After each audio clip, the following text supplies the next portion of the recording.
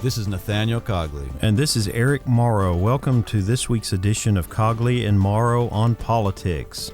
So here on the Tarleton campus, we have been celebrating the inauguration of our 16th president, Dr. James Hurley, who we had on the show in January. Talked to him about his background and really focused on his experience and understanding of economics, looking at it nationally and so on. And I was thinking today that we're going to get to the coronavirus and the impact later in the show. We might want to have him back, yeah, he's a great because guest. there is an economic impact there that I think people need to kind of be aware of and be looking at on multiple levels. But that we're going to get to that later in the show today, because this is having such a significant impact globally in so many ways. But before we do that, we're going to move into preparing ourselves for what we call a Super Tuesday. And that is this primary that includes many states. In fact, really gives us the first glimpse across so many geographic and demographic groups to help us see what is going to happen in the direction ahead, what candidates will stay in for the primary. So we're glad you're joining us today. We're glad that you could listen to us a little bit here too, especially knowing that as we did last week, we're recording this show before the South Carolina primary. So we're not exactly sure what's going to happen, but the poll numbers are staying somewhat steady in terms of the top contenders for that. Looking at Joe Biden having I think a double-digit lead still in that primary race, and then preparing ourselves for what we may see coming out of Super Tuesday. And Saturday's an unusual day to hold the primary, but that's what South Carolina is doing. So you have to wait till Saturday night to get those results. This is going live Sunday at noon. But we're assuming Biden's going to do well there. He's definitely going to be above the 15% threshold. He's going to have delegates, and he'll be a part of this mix come Super Tuesday. I'm not so sure Tom Steyer will be. He's really invested a lot in South Carolina, a record ad buy, 14 million, 97 staffers, putting a lot of money, doing well, double digits in the polls. But I don't know what his plan is after South Carolina. Right. And, of course, we're coming out of another debate that we had earlier this week where the Democratic candidates toned it down a little bit. I wouldn't say as much. I mean, the veracity of the attacks on Michael Bloomberg in that first debate, some of that was still there, but I think a lot of it was the attempts to position themselves going into this primary, into Super Tuesday, knowing that this is really going to answer a lot of questions about who's going to continue. Well, I just thought some observations on that debate, which I did watch. Didn't take notes, but I watched the whole thing and processed it. One, Sanders came under attack a lot more. A lot of people realize maybe Bloomberg's not the number one threat here. Sanders is kind of running away with this. So he was the number one attention. But also I thought Bloomberg really handled Elizabeth Warren's attacks this time very effectively, where he wasn't as effective in that first debate with these. She put him on the spot in that first debate. He appeared with these, are you going to sign non-disclosure agreements, release these employees of yours to talk? And Bloomberg had said, you know, he's a businessman. He's not going to be pressured on stage to release people from non-disclosure agreements. So he had said no. Over the 6 days from the first debate to the second debate, Eric, he actually gave it some thought and decided to release some of his employees from non-disclosure agreements. And so when Elizabeth Warren came at him with, non-disclosure agreements, he said, look, I heard you. I responded. I've decided to release some. Anyone who wants to be released, give us a call. We'll be happy to do the release. Why are you still focused on this? I adjusted. I gave it thought. And I think he kind of made her look a little small for focusing on that when he's actually taking steps to address what she was concerned about. Right, and he had a much better performance in that way. He seemed more prepared to respond to those things. He also was much stronger in it seemed like in his confidence in terms of his delivery. Yeah. And that was something he did struggle with in that first debate. I'm not sure exactly how much that helped him, because you have to look at that against viewing audience over against the ad buys that he's running on social media and in other states. But especially in the fact that he wasn't running in that state. Right, and right. he's not running in South Carolina. And Right. so really the first test of Bloomberg's strategy is going to be next week. Well, right, and it's interesting. We teach this when we teach like a federal government class, the importance of the early states as momentum builders, how they get all these attention. They have this outweighed influence on the process. And it's so interesting to see someone with $60 billion come in and say, I'm going to run in the other 46 states. Right. So it's Yes. like a 46 state strategy. And Right. he's going all out. The ads are airing in all these states. Certainly these 14 Super Tuesday states we're going to get into. But he's already set the record in Pennsylvania, which isn't until April 28th. I mean, it's a 46 state strategy. It's unique. We haven't seen it before, but we haven't seen this kind of money show up before with a credible resume attached to it. And it's going to be very interesting, but he's left those first 4 states for others to get momentum. So again, it's still going to be a crowded field coming into Super Tuesday here. Well, I will have to say, and this is a little on the lighter side in terms of the polling, that it is having an impact because I surveyed 7-year-olds in my household, which is only one. But here the other day he was running around the house saying, "I'm Mike Boomerang, and I'm going to win. I'm going to beat Donald Trump." And so that just makes you stop and think, though, that if kids are seeing this and picking up on it, there's a tremendous amount of resources going into this and trying to impact outcome, and what impact that will be, I think Super Tuesday will tell us and kind of show us maybe a little bit of what the path is to the convention. Yeah, and I check out different YouTube videos of politicians speaking, and I get a Bloomberg ad before the video. So, I mean, yeah, and they're good ads. I mean, it's a good ad campaign. It's an effective ad campaign, and of course, there's things that people might criticize in his experience, but these are nice campaign ads that come along with a credible resume. So, very interesting. So, I think, Eric, we're going to get into Super Tuesday here, and we've decided there's 14. Well, we didn't decide 14 states. There's 14 states. We've decided to go through these by delegate count, the importance of it. These 14 states represent about a third of the delegates, over 1,300 pledged delegates to the convention. That's a lot of delegates to have all of them a third. And part of that is because we have not only 14 states, but we have the 2 most populated states in the mix. So number 1, not to disrespect the great state of Texas, which we live in and we love, but California is number 1 here in terms of delegates to this convention, and they have 416 delegates to this convention. And so California is up first, Eric. When we look at this state, a number of things. It's got a mixed primary system. So we talk about open primary states where even someone who's an independent or a different party can still request the ballot of that party. And then we have closed primary states where you have to be a member of the party to vote. California is mixed. Well, what does mixed mean, right? That's kind of vague. So basically from a California court ruling, they said open primaries violate the party's right to association. And so in California, an independent voter, if you're registered in a party, you have to vote in that party. But if you're an independent voter, you can request a ballot of one of the parties, and it's up to the party to decide if they're going to count it or not. So the current state of affairs, if you're a Republican in California, there are some of them, ladies and gentlemen, they have to vote in the Republican primary. They cannot vote in this interesting Democratic primary on Super Tuesday. But if you're an independent, you can request that Democratic ballot, and the Democratic Party has announced that they will count it. So it's going to be Democrats and independents that will be able to vote in this California primary. And Eric, as you look at California and you look at the numbers and we look at the richness of these 416 delegates, what is California looking like? Well, it's looking like Sanders is certainly in the lead percentage-wise and in terms of the outcome of the primary.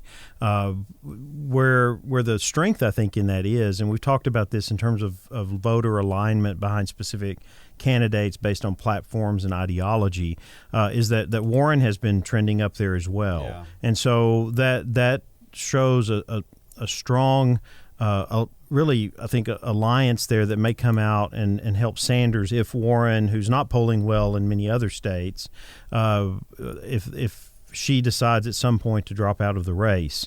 But Sanders has definitely a clear lead. You're talking about very populous areas. You're talking about association with a state that has a higher level of government engagement with certain public services.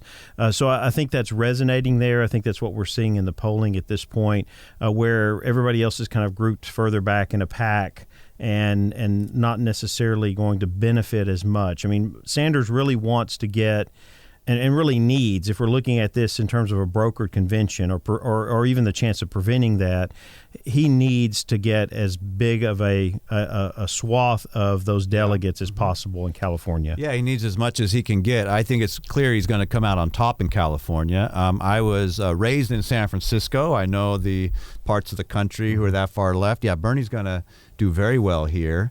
And it's very interesting to see Elizabeth Warren polling around 17% lately in California. That's big. This is the biggest state. And so her campaign, once led nationally, came down. She had a good debate performance, the two back. But if she can break the 15% threshold in California, she's not going to break 15% in a lot of states. But if it's California, that's a lot of delegates. That's going to give her something to work with, whether it's, momentum or not, or just delegates to go to the convention where there's a vote. Also, I think Bloomberg has a shot at this 15% threshold because California, its vast population means ad buys are key. You're not going to go diner to diner in California. You're going to run ads, and Bloomberg is the best position to run major ads throughout California. And also, like I said, it's a mixed system, so independents can show up and vote.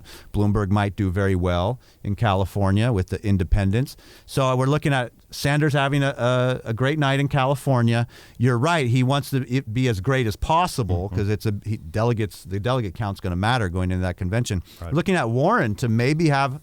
This is an important state for her. She's got to break 15% there. And Bloomberg, can he break 15% there? Those are what I'm looking at in California. Right. If you look at it on the other side of moving forward and talking about the fundraising aspects of it, so Sanders, fine, he doesn't have anything to worry about. He's generating the resources he needs. Big money. Bloomberg is financing his own campaign. Yep. Biden is not. And so a win here going into Super Tuesday in South Carolina is critical to keep that moving forward.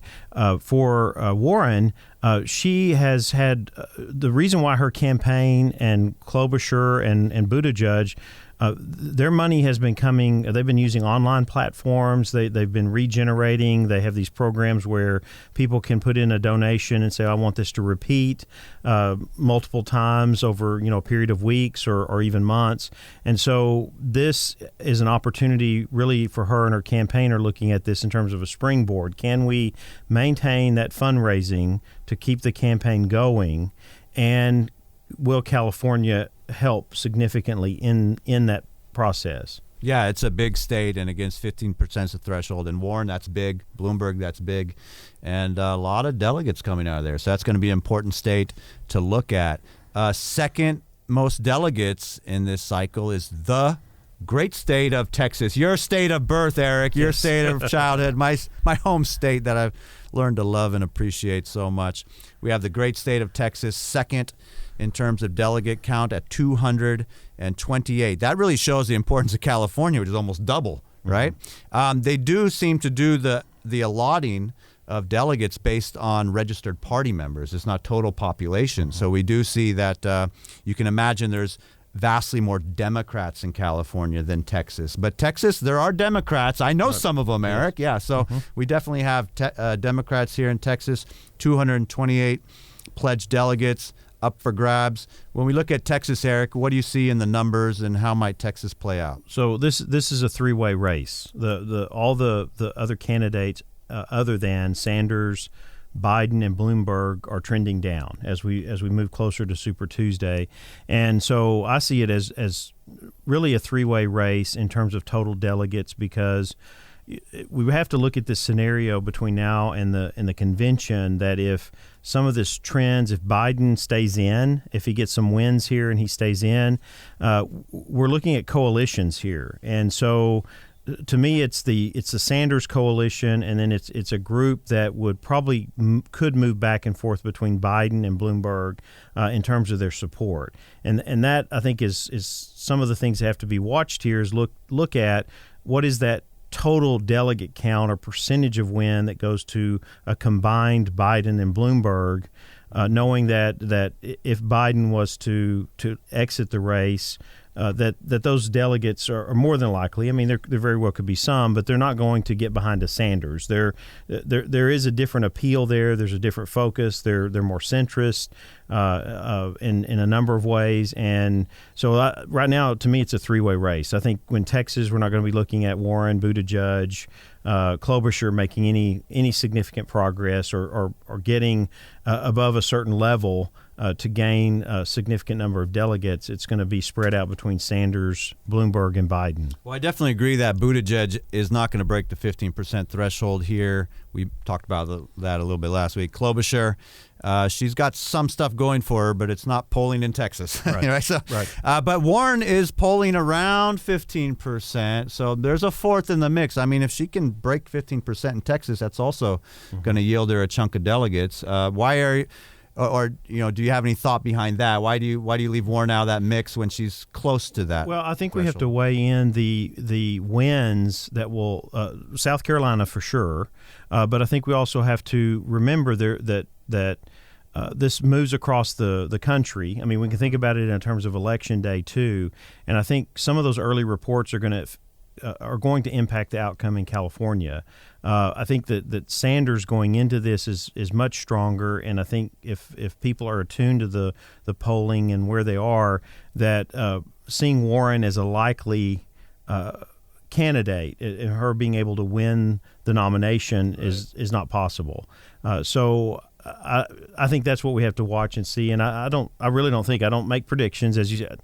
Every now and then I agree with sometimes, but I just don't think. I think this is going to roll as we see it, watching. We'll be following it during the day, but I think it's going to be very difficult for her to reach that threshold, knowing what happens before the polls close in Texas and what happens following as we move toward California. I think that's going to be your best chance, but we'll see. Yeah, and it's not all polls. It's about what's going to happen between these polls and the election date. And that's where Bloomberg, we know he's going to keep hitting with this ad campaign. Sanders has money too. But yeah, Biden and Warren don't have those amounts of funds. So I do think Bloomberg will be well above 15% in Texas. Yes. I think he's going to compete more than people think. I think Bloomberg's going to have a good showing in Texas on Super Tuesday. Yes, I agree. And I think, though, as we're seeing the poll, and this is, again, watching this between now and Tuesday, is that Biden seems to have picked up, so he's picking up a little bit of support.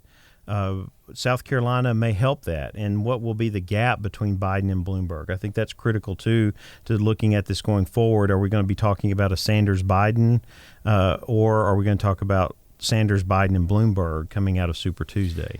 I think the irony here is that if Biden, and never been big on his campaign, but if he's able to survive and carry on and start to hit 15% in states and rack up some delegates, or just keep some voter support out there, it's actually not bad for Sanders. I mean, Biden continues to be another option that splits the alternative to Sanders and keeps the party from rallying around someone else that Biden, Bloomberg, Buttigieg, Warren, Klobuchar split that's taking place. And so it's interesting. I'm not so sure that the end result of Biden sticking around longer is going to be Biden as the nominee. It's just one more thing that fractionalizes the more moderate establishment wing of the party. Well, and I think we're already hearing the rumblings of a contentious convention. Yeah.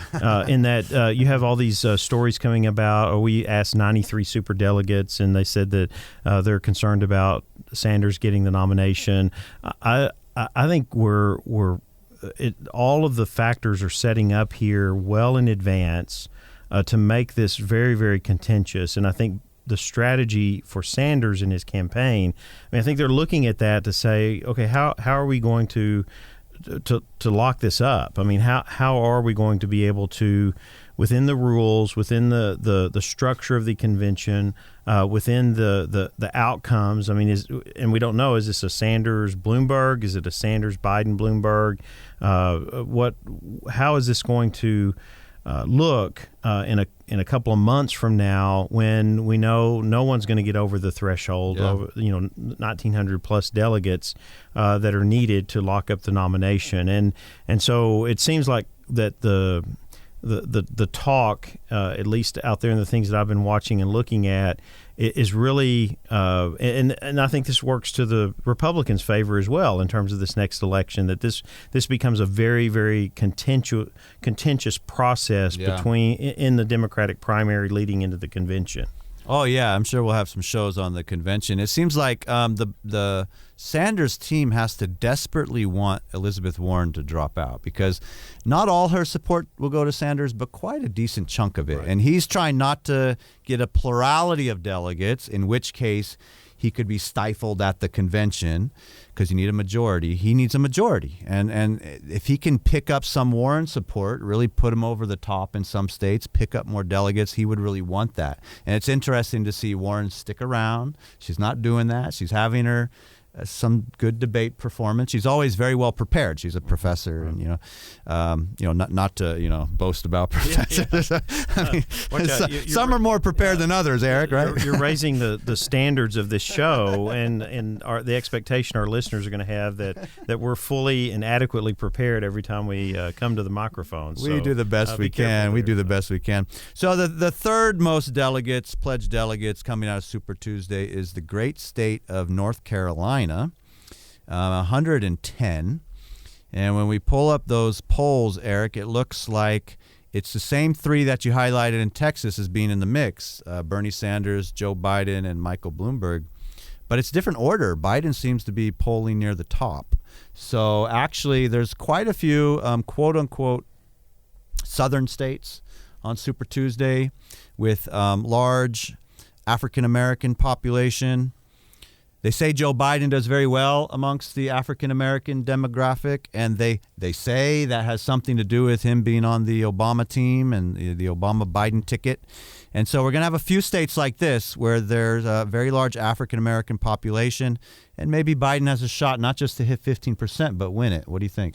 I think that's a very good analysis. I listened to some interviews leading into South Carolina among African-American leaders in South Carolina. And I think that sentiment that they're expressing, that level of loyalty. So if you can remember back to 2008, 2012, the percentages of the vote that Barack Obama drew from the African-American community. I mean, it just was historic in terms of the percentage of vote that was added to what he received in other demographic groups, and so not to say that Biden is in any way going to reach those numbers, because there is some African American support for Donald Trump. There is for some of the other candidates as well. Steyer has been, and Steyer's focused, he's been focused on that in South Carolina. Right. But I think we're starting to see the impact of that, because just as he is in South Carolina, North Carolina now he's trending up and is gaining the lead there. We don't know what the outcome, the impact of that's going to be in the South, where this is, I think, one of the things that I'm wondering at times, Bloomberg's campaign, how they envisioned approaching this. Because if you look back historically on elections and you look at the challenges in the South, candidates, some candidates, but not all, we've had exceptions, but candidates running from northern states sometimes struggle unless they can make that connection in some way based on their career or their political efforts and endeavors with African Americans and Latinos. We saw this with George Bush and the impact that it had on his campaign. Of course, you can factor in other groups as well, but when you look at this one demographic, I think that when African Americans, and this is the sentiment that I heard in some of these interviews, that they're looking at someone that they think, whether you fully like him or not, whether you can listen to him sometimes drone on about policy because of his years and years of experience in the Senate and in the White House. It's half policy and it's half his telling people what he's accomplished. Right, I'm the right, one. I'm right, the one. I'm the right. one. And it's But that's a safer choice than Michael Bloomberg, who is getting significant attention on the stop and frisk. Or I think the other thing, I don't think the stop and frisk is as much as an issue in many parts of the South as it is just where he's from and the disconnect there. Whereas Biden, even though from Scranton, he does have a story there, but that Bloomberg has a similar story as well, as coming from where he did. But there's a connection there because of Biden's service and because of his association with Barack Obama. And the more he continues to hammer on that and to keep that in the front, I think that's helping him get a little bit of ground, a little traction here. Yeah, and you're right. Biden's polling well with African Americans in this primary. Sanders polls really well with young people. Mm-hmm. And so we got to understand some of these demographic groups that we create overlap. So you have young African Americans. Well, we just said young with Sanders and African American lean towards Biden. And what's interesting here when I look at the numbers, so this is not a state Sanders is likely to win, but he's still above 15% threshold. He's still going to get delegates, it looks like, out of every single state on Super Tuesday. Right. I mean, he's the one that is really racking these up. And Bloomberg, above 15% as well, that 46-state strategy. So it really shows to me like Sanders seems to always be in the mix here. And Bloomberg is really hitting this threshold 46 statewide, and Biden happens to do well in North Carolina because of the demographics and not in other states, and right. But both Sanders and Bloomberg are still breaking that threshold. Very good for both of them. Right, and the challenge with this, I think, is again, if we see a three-way race formulating here for the nomination, you don't see any.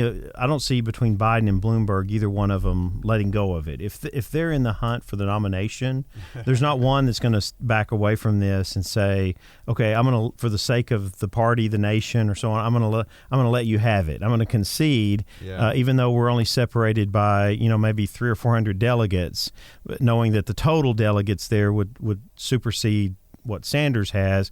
I don't see that happening, and that's why I'm saying now this is starting to look like a three-way race through Super Tuesday and beyond, and a lot of that will depend on how well Biden does across all of those states on Tuesday. Some of this brokered convention theorizing, you look at making a deal, forming a ticket maybe out of the deal, and when I look at these three, Sanders, Biden, Bloomberg, I don't see any of these three wanting the VP slot, right? I mean, Sanders, 78 years old. Bloomberg, 78 years old. Biden's young, in his 70s, already been a vice president. That's not very attractive to him. Right. These are all three that don't want the VP slot maybe and aren't going to be attracted by that deal. And so that makes it even tougher for these three to somehow come together and form a ticket. Right. And then we've got also new polling data out in the last few days that is looking at this in swing states and who has the potential to face off with Trump and who keeps popping in there in those numbers that shows a better percentage to be able to face Trump and possibly win those critical states, and it continues to be Joe Biden. And I think that adds a little more to this as well, because then you're going into a convention where you're trying to say, okay, it's not about how we resolve this issue of who has the most delegates.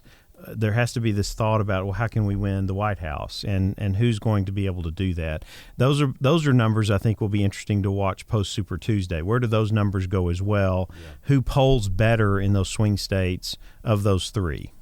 Yeah, some people think Biden's a better matchup. I don't. I think that's Biden for the loss. Trump 4 more years, but I could be wrong. I don't think it's a good matchup. I think you have a point there, because we look at it and it's almost it's almost Hillary Clinton all over again. I mean, Clinton had other issues and challenges that impacted, but I think you're trading one for the other, and in that dynamic with Donald Trump, it ends up being the same result in that Trump does what he does. Biden talks policy, he talks experience, he talks and certainly attacks Trump in different ways. But to me, it's like it's the same song, second verse, and whether it achieves that connection or not, I just don't know, because I think that's where Biden struggles. Sure. He struggles when he's in that kind of forum, in that environment, and being able to clearly communicate in an effective way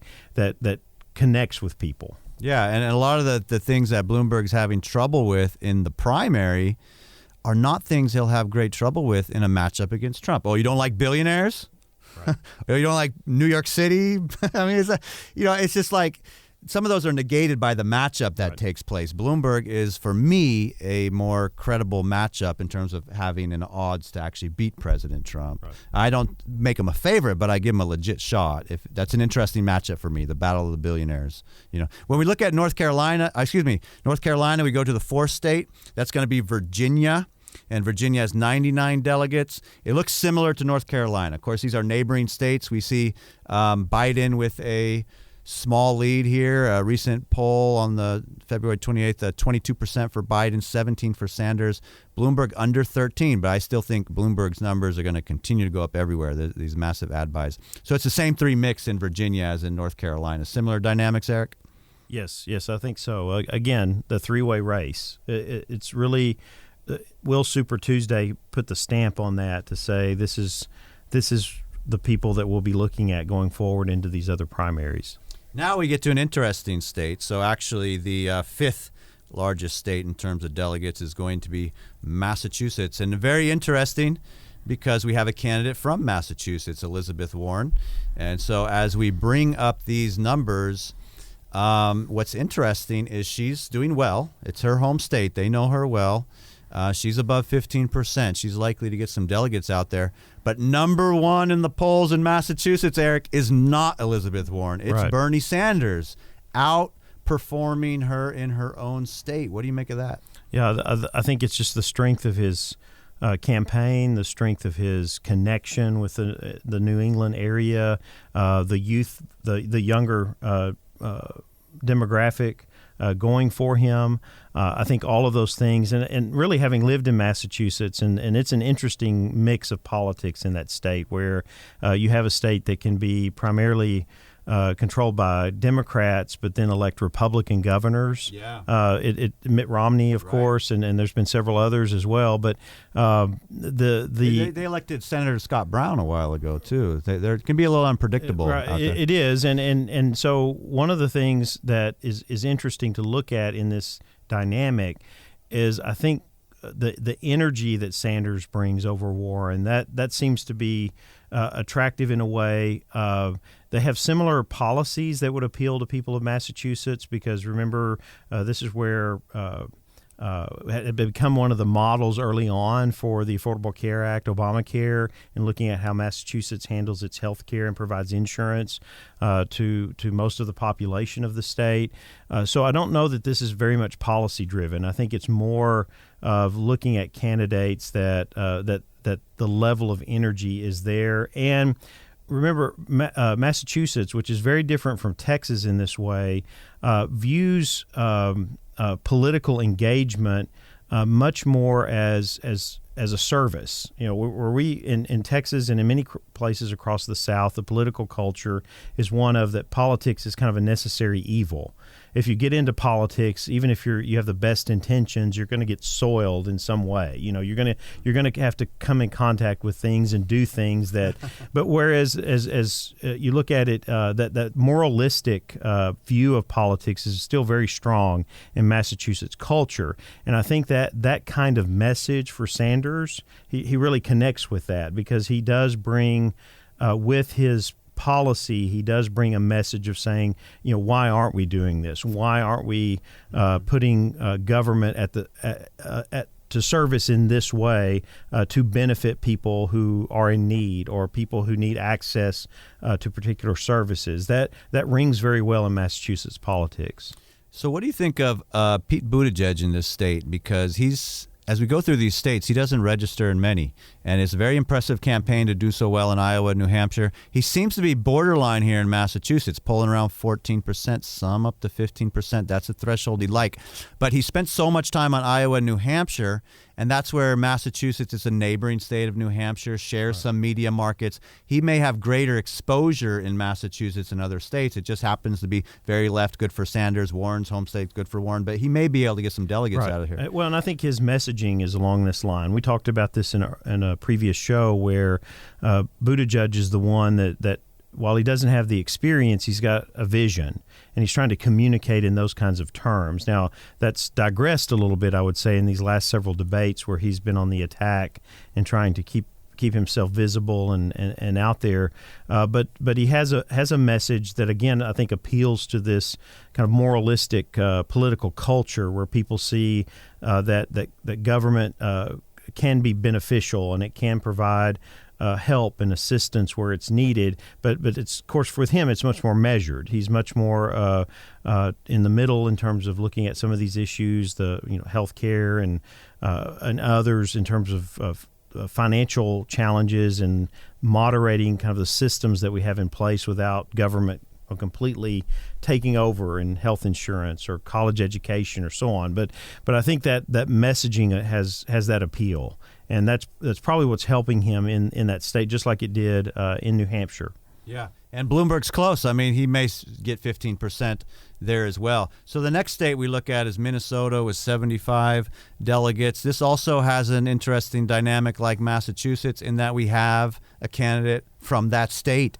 This is Amy Klobuchar's state. She's won statewide in Minnesota several times, and it looks like this may be the state, her own state, where she's able to get some delegates to go to that convention, Eric. We see Amy Klobuchar leading in some of these polls around 29%.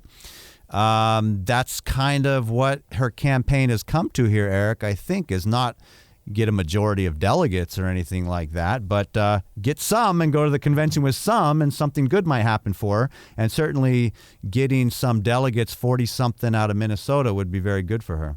Right, and it would also give her recognition, status going into the convention, even if she drops out of the race. She needs to win the state. She has some delegates in there, and that could lead, like we've talked about before, to other possibilities. Could she be that Midwest vice presidential candidate, person on the ticket that brings some balance to that? If we were to see whether it's Sanders, again, a challenge there. I mean, I think that presents other complications in terms of who you have on the ticket with him, whereas she fits much better with a Biden or a Bloomberg. Yeah, and we see Sanders once again breaking 15%. He's going to get delegates out of every state, not just the ones that he's first place, every single state. It might be just Klobuchar and Sanders getting delegates out of Minnesota, something that Klobuchar will be proud of. I remember in 2016, John Kasich, governor of Ohio, he won Ohio. And he went pretty far with the one state. So Amy Klobuchar, just the dynamics of this broken field and the uncertainty about it, it's going to be good for her to win this state. Well, remember, too, as we look toward the convention, and we'll get into a little more detail as we get closer to that as to how that actually operates. But remember, these candidates that win, that drop out of the race, they go into the convention with those votes on that first ballot. And so, but there are some, and this is where we need to do more, I think, education of our listeners.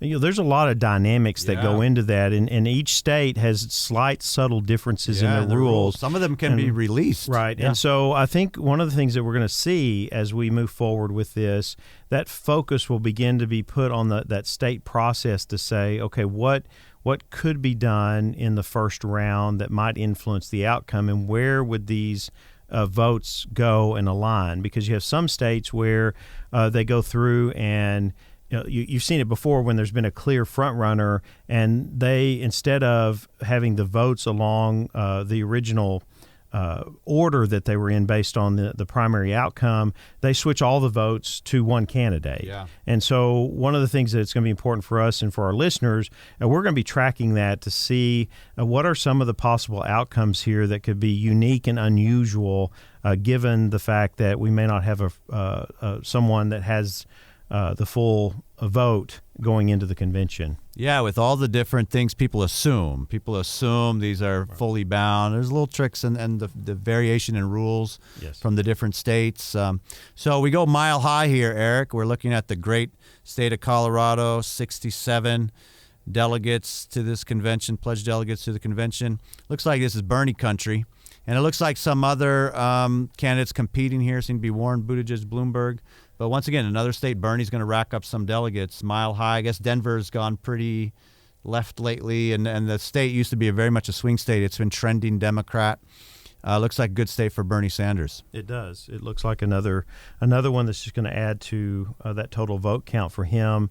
And again, looking at what percentage of that goes, the remaining vote lines up with votes that may either align with him eventually or with a Biden or a Bloomberg. So the next state we get into is going to be quick and easy, Eric. It's going to be Tennessee with 64 delegates. And the thing is, we have absolutely no polls out of Tennessee, no data to play with. This might be a good Biden state, southern, a large African-American population, but we don't have any polls. What should we think about one of these? It's kind of fun, It's like you don't know what the gender of your child when it's your birth time. I mean, we don't know. Tennessee's going to be fun to think about. Any thoughts? Right. Well, it could be one of those states that plays a little bit in swinging in one way or the other in helping a candidate. I really think this state that at this point, even without polls, that given the demographics, looking at states close by like South Carolina and North Carolina, that Biden probably has the edge in Tennessee at the moment. But we'll see as we go into Super Tuesday if that is the case or not. Yeah, and there's going to be some other states like that. So the next one on our list besides Tennessee is going to be number 9, Alabama, another southern state. And when we go into Alabama with 52 pledged delegates, we also don't see many good polls. The last one was from almost a year ago, so I would say we don't really have good poll numbers. Certainly a high African-American population, but Mike Bloomberg's been breaking records in ad buys there. Another state that's going to be, we don't have good data, but it looks like Biden might break the threshold. We're not sure about others. Again, I think we've got to watch that African-American vote and turnout to see what the numbers hold already. And this just goes for South Carolina, but I think one of the things will be interesting to see that turnout. South Carolina has already surpassed their in early voting. They've surpassed this week their 2016 early voter turnout, and so they're expecting, I think, all across these states, Alabama and some of the others, that early voting turnout shows that it will be heavy turnout. And if that's the case, I think that really gives the advantage to Biden, especially if there's a large turnout among African Americans. But we shall see. And this poses challenges, too. I think it poses challenges for Sanders and post Super Tuesday, analyzing what his possibilities are for getting support in the South. If that's virtually non-existent, I think it caused people in the Democratic Party leadership to kind of start to really look at this and say, okay, what does this mean in a national election? And then also Bloomberg as well. We've got to see how does this play out for him with his approach and his strategy if there are some of these southern states that he's not able to pull a significant percentage. Yeah, and it's interesting. Some of these states that are very strong Trump states come to general election. We don't worry about it, but they're involved in the democratic process. So in general election, Alabama's a Trump state. But the fact that someone's not resonating in the South is a concern for North Carolina, Virginia, border states, swing states that might happen. Right. Oklahoma, I had mentioned in a previous show, Warren was raised in Oklahoma. She's not doing too well. This looks like Bloomberg might do very well. He's leading in polls already in Oklahoma. Sanders, once again, above 15% threshold everywhere. Looks like out of the 37 delegates, Bloomberg might do well in Oklahoma, Eric. He may, and this gets back to that race and looking at political culture and talking about economic conservatism and that you have populations within these states, and this is Texas as well, where there's still a very strong affinity with economic conservatism. And so the method, the approach, the campaign of Sanders does create some challenges, I think, in that regard, where you've got people who are concerned about bigger government, more government spending, and what the impact of that will be. All right, real quick. Arkansas, we got a Bloomberg, Biden, Buttigieg, Sanders four-way race. It's not clear who's going to win Arkansas, but it looks like a competitive southern state there. Number 12, Utah. We usually don't think of Democrats in Utah, but they do exist. We see, how do we see? Sanders. Seems like Democrats in Utah like Sanders. Something Bloomberg and Buttigieg are competing there. Then we have the great state of Maine. We're really going to the northeast here. In Maine, it looks like we have Sanders and Buttigieg breaking that threshold. Bloomberg competing everywhere for that 15% threshold mark. And then we have Bernie's own state of Vermont, the smallest state in terms of delegates, but we can imagine Bernie's going to do very well, maybe even get over 50% of the vote in Vermont. So, Eric, when we look at all these states together, what I really noticed as I tried to look at potential how people are going to do is the key for these populated states for Warren. I mean, if she's able to break 15% in California, Texas, she could come in second place on Super Tuesday, which is not something we're assuming. Right. And then someone like Buttigieg, who has really been making waves, we're just not seeing him break 15% in many places. He might be one of the casualties of Super Tuesday. Right. I think that's the case. I think we're going to be seeing the impact of this on Buttigieg, Klobuchar, Steyer. I mean, he's not even showing on the graphs on many of these states on Super Tuesday. No, he's focused on South Carolina. He's been focused on South Carolina, and whether that gives him a boost if he's able to gain more attention there. But yes, and it could be coming out of this. I mean, we've been talking about a three-way race when we look at this across the country post Super Tuesday, but it could be a four in that Warren does gain something and is able to stay in it. What that does is it really, when you look on the spectrum here of where these candidates are, it's really you're looking at a two-way race in terms of alignment. And I think that's where we need to see who is that going to benefit, who is it going to hurt in terms of trying to gain more support and delegates as they move through the additional primaries. And where is Warren aligned? I don't know. She's the mix. Yeah, she's the mix. And so I just don't think it's going to be a great day for Buttigieg. He's going to have to reassess his campaign. And amazing that he was able to do well Iowa, New Hampshire. But now it's going 46 very quickly, and he doesn't really have the resume or funds to really make the impact. We'll be right back with more Cogley and Morrow on politics following the break.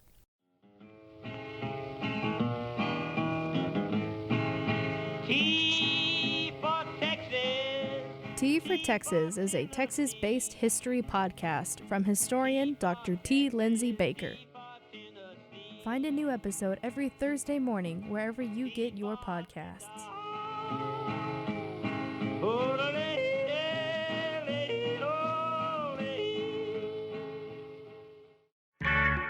Looking for a fun, casual podcast? Well, listen to Cruisin' the Planet. Conversations between a rotating crew of broke college students just trying to get through the semester. Listen in live every Wednesday at 6:30 p.m. Central on the Tarleton Radio YouTube channel. Or listen to the episode afterwards wherever you get your podcasts. Just search Cruisin' the Planet.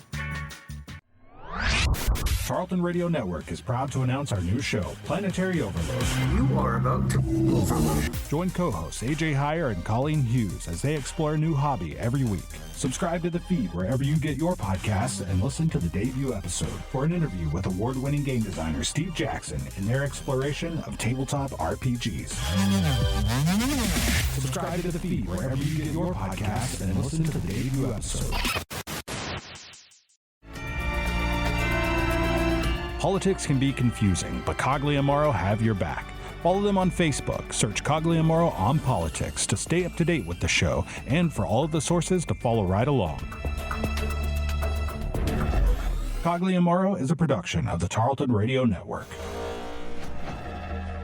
Welcome back to Cogley and Morrow on Politics. Well, we want to wrap up the show today with something that's really been gaining the news, even more so than the Democratic primary.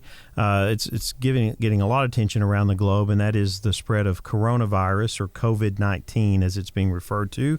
And what we're seeing are some significant challenges that are happening with that as we stay focused on this show on politics. Viruses like this, something that spreads to a pandemic level, is in which what we're seeing. There are politics that play into that, and some of those politics can be how it appears that leaders heads of state are engaging with the issue and its impact and its awareness and how information is getting out from government agencies. I mean, there's so many different dynamics. So one of those that I see is quite significant that I just want to put on the timeline here now for people to be watching as this thing develops, and that is the economic impact. And so there's already been a significant economic impact as we've seen the Dow Jones Industrials, which are futures. Everybody has to remember we're not talking about current economic status. We're talking about future economic status and how investors are viewing that. And so that has already dropped to below the level that it started the year. And the prediction is that if this continues, that it's a break-even year or possibly ending the year in the red in terms of the stock market. And that's reflecting global trends and what's happening around the globe in these futures markets. But on the other hand, too, and we bring this back home to Texas, and this was a concern of mine that I always look ahead when we're going into a state budget cycle. This is starting to have an impact on energy, and it's starting to have an impact on oil. And if you remember, as a country, we've in the last decade or so have become energy independent in that the amount of oil that we're importing for our energy needs is very low. And so most of it is in terms of our exports. And so when we're exporting, we're participating in a global market, and that market is beginning to be hit because manufacturing is dropping. Trade is affected by this, especially because China is so hard hit. Transportation. And so here I am. I was possibly not going to be here for the show next week, on a trip to Prague to work on finalizing a public admin graduate program we're going to offer over there.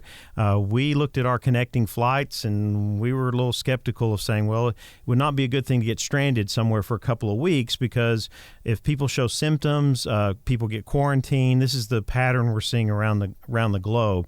And so it is having an impact. And my concern, and I'm just voicing this now in terms of not just the politics and how the president's addressing it or what the federal government, that's something we may get into as this thing develops.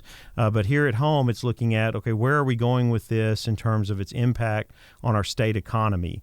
As oil prices begin to drop, that does have an impact on state revenues because of excise taxes that we gain off of that.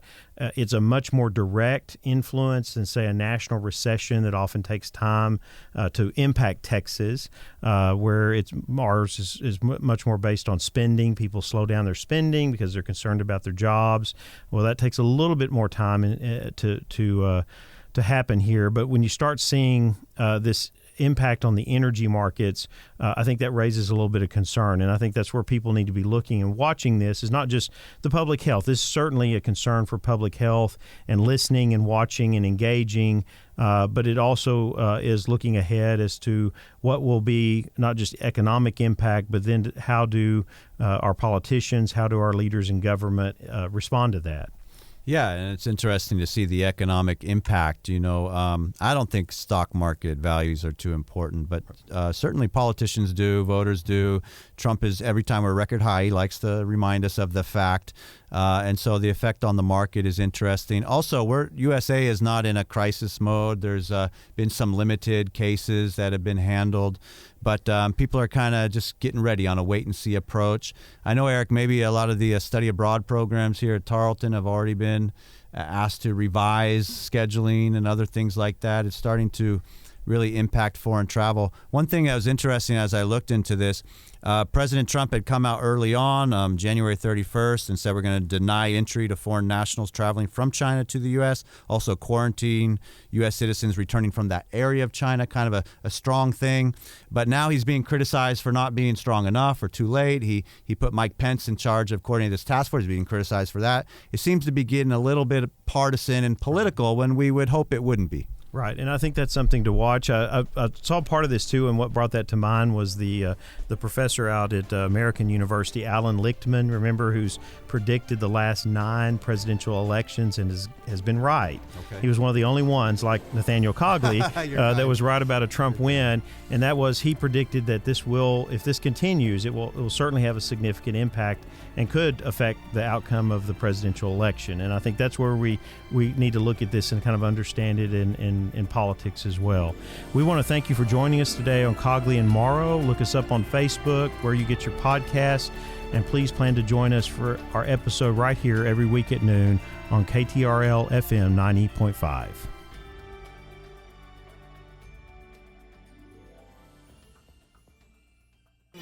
This has been a Tarleton Radio Network podcast with production from AJ Heyer and Taylor Welch. Find more great shows by searching Tarleton Radio Network wherever you get your podcasts.